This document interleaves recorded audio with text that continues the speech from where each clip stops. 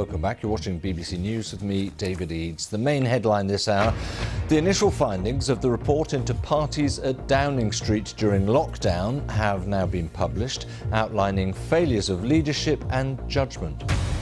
And that's a story we're going to stay on for a moment, as Professor Emma Briant is a British media scholar and visiting research associate in human rights at Bard College and is in Washington now. Emma, thanks very much indeed for joining us. I get it and I will fix it. Those were the words of Boris Johnson this afternoon. What do you make of his response? I just think it's shocking. It just shows the most incredible arrogance that he thinks he can fix this. You know, people over here in the United States are looking at him, and we honestly look like a joke. You know, he looks like a joke. They're incredulous that, you know, he's managed to survive so far with, you know, everything that's, you know, happened with, you know, a catalogue of failures, from the economy to Brexit to empty shelves in the supermarket. You know, we get all the reporting over here of what's going on, not to mention pandemic mismanagement. And this really is just the icing on the cake. Yeah, I mean, those are your views, clearly. I mean, he would put up an argument to say that it's one of the fastest countries in the world in terms of vaccinations. Brexit, he would perceive as in many ways a triumph, as indeed many people in Britain do, of course. So I wonder really about, in a sense, the next stage.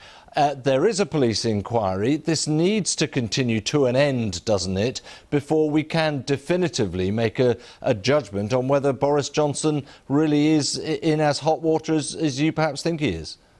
Well, I think the polls say otherwise, and I think the public have made a judgment themselves. You know, people are feeling this, you know, arrogance very personally. You know, we've all been through a really hellish couple of years. I think you have yourself, actually. You have your own personal tale of woe, frankly.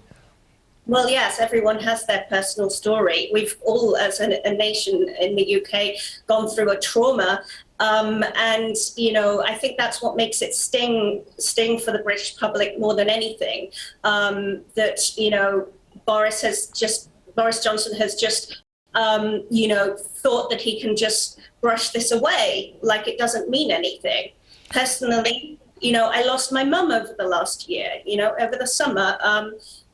She, you know, had a heart attack, and I really struggled to travel back to the UK, and, you know, all of the restrictions and, you know, quarantining and things like this meant I couldn't even get into the hospital to see her. You know, I had to wait 10 days, all this kind of thing. People have lost their loved ones, you know, and have not been there when they passed away. Clearly been a very, very painful experience for you and indeed for many others, which helps to appreciate the light in which you've seen Boris Johnson's response in the course of the day as well. Emma, thank you very much indeed. Emma Briant joining us.